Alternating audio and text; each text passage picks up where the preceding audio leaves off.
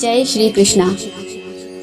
दोस्तों, आज हम आपके लिए लेकर आए हैं हमारे प्यारे श्री कृष्ण का उस मुरली वाले का ऐसा संदेश जो आपके जीवन को पूरी तरह से बदल कर रख देगा।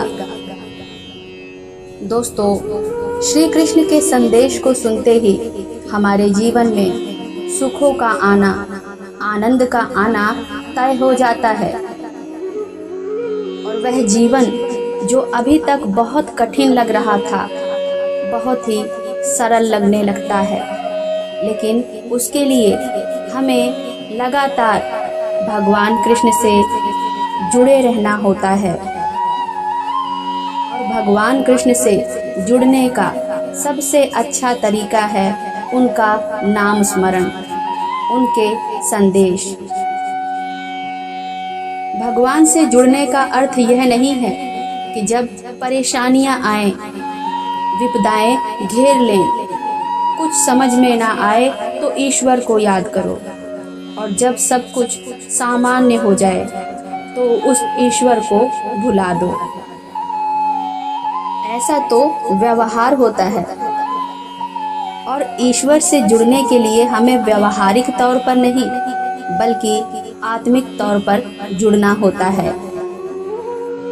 भगवान से सच्चे दिल से जुड़ना है और भगवान से जुड़े रहने के लिए हमें भगवान कृष्ण के संदेश सुनते रहना चाहिए। और भगवान कृष्ण के संदेश केवल सुनना ही नहीं बल्कि दूसरों को सुनाना भी बहुत ही पुण्य का काम है, क्योंकि ये संदेश हमारा मार्गदर्शन करते हैं, हमें उचित दिशा में लेकर जाते हैं, सही गलत का फर्क समझाते हैं। और जब हम भगवान से जुड़ जाते हैं तो फिर भक्त और भगवान यानी कि हम और वो कान्हा दोनों एक हो जाते हैं। और जब भक्त और भगवान इन दोनों में कोई अंतर ही नहीं रह जाएगा, दोनों एक हो जाएंगे, तो फिर उसके लिए कोई भी चीज हासिल करना मुश्किल नहीं होगा। और अगर आप ऐसी ही जिंदगी जीना चाहते हैं तो आप भगवान कृष्ण का हाथ थाम कर चलिए, क्योंकि जो भी भगवान कृष्ण का हाथ थामता है भगवान कृष्ण उसका हाथ कभी नहीं छोड़ते हैं, उसे कभी भी अकेला नहीं छोड़ते हैं, हमेशा छाया बनकर उसके साथ रहते हैं। दोस्तों, आज भगवान कृष्ण ने आपके लिए कौन सा संदेश भेजा है यह जानने के लिए आपको सामने दिखाए गए 3 फूलों में से किसी एक फूल का बिना सोचे समझे चयन करना है और फिर देखिए कि भगवान कृष्ण ने आपके लिए कौन सा संदेश भेजा है। दोस्तों, आशा करती हूँ कि आपने इन तीनों फूलों में से एक फूल का चयन कर लिया होगा। तो आइए जानते हैं कि भगवान कृष्ण का आज आपके लिए कौन सा संदेश है। भगवान कृष्ण आज आपसे क्या कहना चाहते हैं। दोस्तों, कभी आपने सोचा है कि फूलों का काम क्या होता है? अगर फूल हाथों में मुरझा भी जाते हैं तब भी वो अपनी सुगंध छोड़कर ही जाते हैं। और यही निस्वार्थ की भावना जो फूलों में है, जो खुद को न्यौछावर करके भी अपनी सुगंध छोड़कर जाते हैं, यही भावना अगर हम में भी आ जाए तो हमारा जीवन भी धन्य हो जाए और हम भी उन फूलों की तरह भगवान के हृदय के पास रह सकते हैं। दोस्तों, शायद आपने देखा होगा, ध्यान दिया होगा कि भगवान कृष्ण के गले में बहुत ही सुंदर सुंदर फूलों की माला होती है। ये तो उन फूलों का भाग्य है कि उन्हें भगवान कृष्ण के हृदय के पास स्थान मिलता है। और अगर हमें भी इन फूलों की तरह भगवान के हृदय के पास स्थान चाहिए तो हमें भी इन्हीं फूलों की तरह निस्वार्थ भाव से सेवा करनी चाहिए। तो दोस्तों, आइए चलते हैं अब भगवान कृष्ण के संदेश की ओर। जिन्होंने 1 नंबर का फूल चुना है, उनके लिए भगवान कृष्ण कहते हैं कि अगर तू मुझ पर भरोसा करता है तो तुझे जीवन में जब भी आवश्यकता होगी तब तेरा ये कृष्ण, तेरा ये बांसुरी वाला तेरे साथ होगा।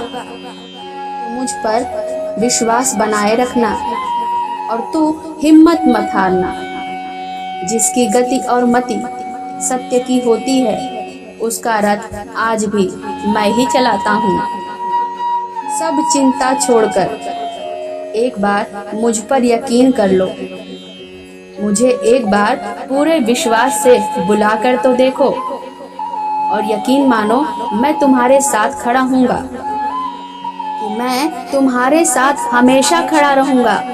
तुम्हारा साथ छोड़कर कभी नहीं जाऊँगा। और सुन, अगर मैं तेरे साथ हूँ, ये द्वारकाधीश तेरे साथ है, तो दुनिया से बहस करना छोड़ दे।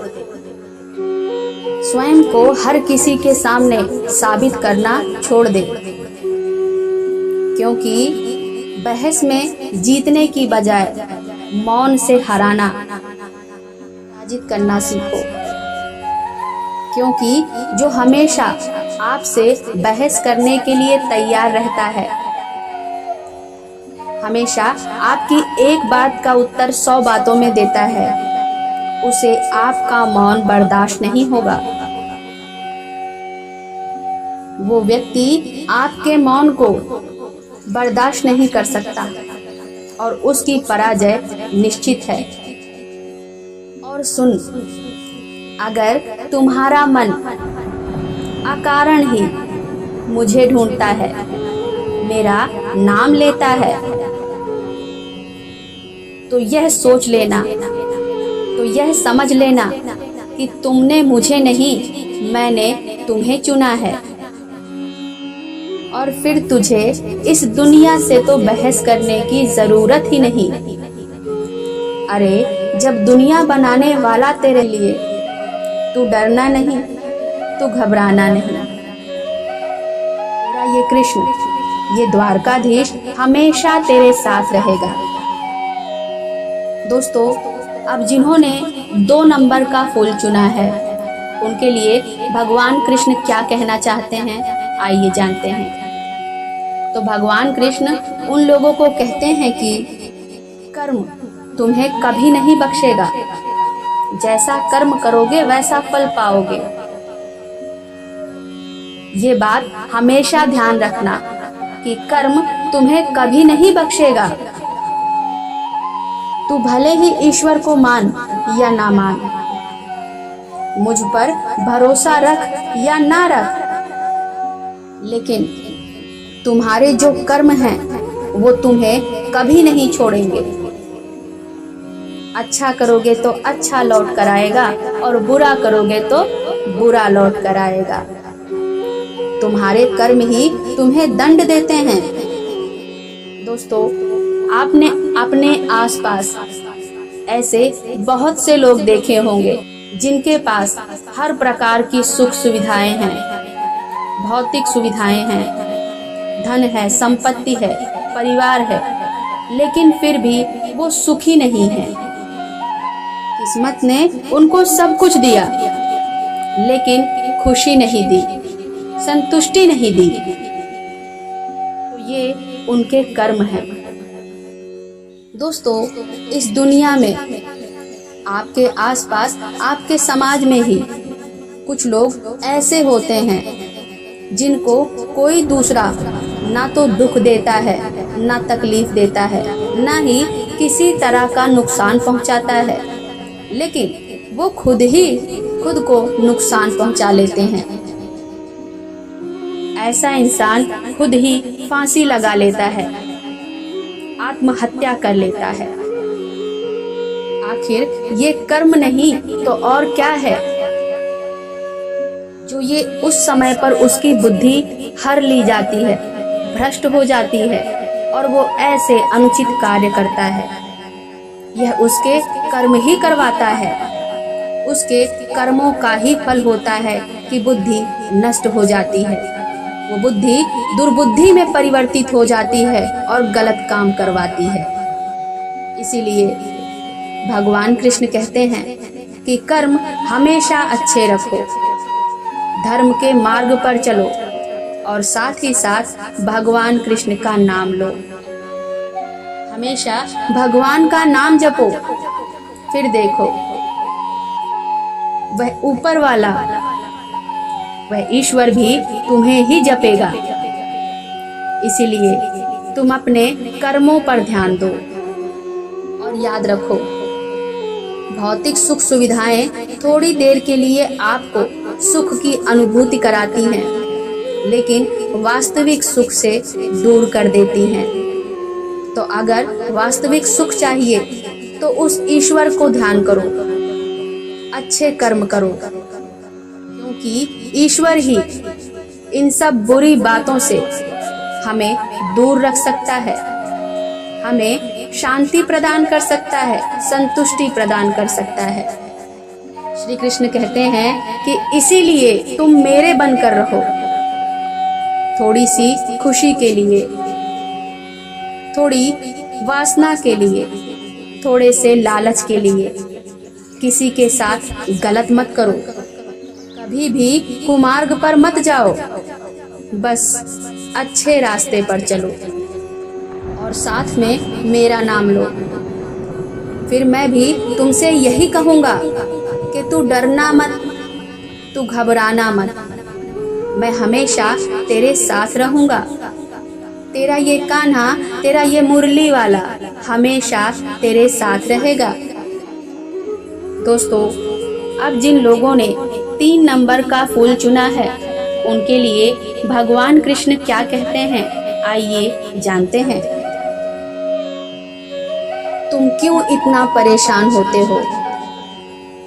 कि सुनो, तुम इतना परेशान आखिर क्यों होते हो?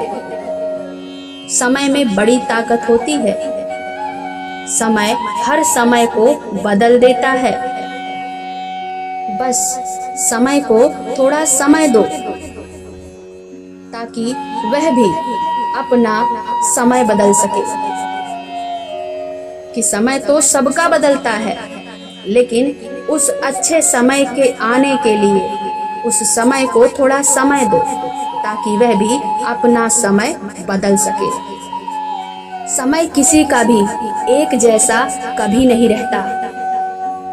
कल अच्छा था तो आज बुरा है, आज बुरा है तो कल अच्छा भी होगा। यह किसी एक के साथ नहीं होता, यह तो सबके साथ होता है। समय सबके लिए है और सबके लिए बदलता रहता है। इसीलिए इस समय पर सब कुछ छोड़ दो, कि इस समय पर सब कुछ छोड़ दो और जो भी तुम्हारे हिस्से में आता है ना, उसे हंसकर स्वीकार करो, क्योंकि यह तो तुम्हारे ही कर्मों का फल है जो घूम फिरकर तुम्हारे पास लौट कर आया है। इसीलिए अगर आगे की जिंदगी सुकून से जीनी है तो एक बात हमेशा याद रखो, इस बात को गांठ बांध कर रख लेना कि कर्म हमेशा अच्छे करो, अपने कर्मों पर ध्यान दो, क्योंकि आज जो तुम बोओगे कल वही काटोगे। सुना होगा आप लोगों ने कि बोया पेड़ बबूल का तो आम कहाँ से पाए। तो आप अगर कर्म ही खराब करोगे तो लौटकर वही खराब कर्म आपके सामने आएंगे, और अगर अच्छे कर्म करोगे तो घूम फिर कर वही अच्छे कर्म आपके सामने आएंगे। और सुनो, सुंदरता से ज्यादा चरित्र मायने रखता है। सुंदरता 2 दिन की होती है, लेकिन चरित्र और व्यवहार जीवन भर बढ़ता जाता है। तो सुंदरता से ज्यादा चरित्र मायने रखता है, इसीलिए सुंदरता पर नहीं चरित्र पर ध्यान।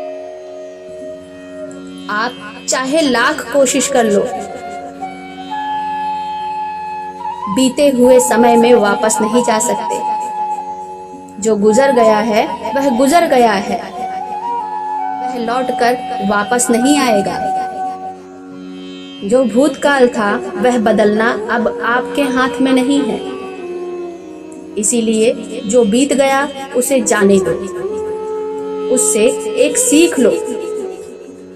शुरुआत जैसी हुई थी वो भी तुम बदल नहीं सकते, इसीलिए उसे भी जाने दो। लेकिन आज का दिन आपके हाथ में है, और अगर आज अच्छे कर्म करोगे तो यकीन मानिए आपका आने वाला कल भी अच्छा ही होगा। भगवान कृष्ण कहते हैं कि जो सुधरने की कोशिश करता है उसकी मदद मैं स्वयं करता हूँ। इसीलिए अच्छे कर्म करो, अपने कर्मों पर ध्यान दो और साथ ही साथ मेरा हाथ थाम लो, और अर्जुन की तरह मुझे अपने इस जीवन रूपी रथ का सारथी बना लो। अपने इस जीवन का सारथी मुझे बना लो, और फिर मैं तुमसे यही कहूँगा कि तू डरना नहीं, तू घबराना नहीं। मैं हर पल तेरे साथ रहूँगा। तेरा ये कान्हा हमेशा तेरे साथ रहेगा।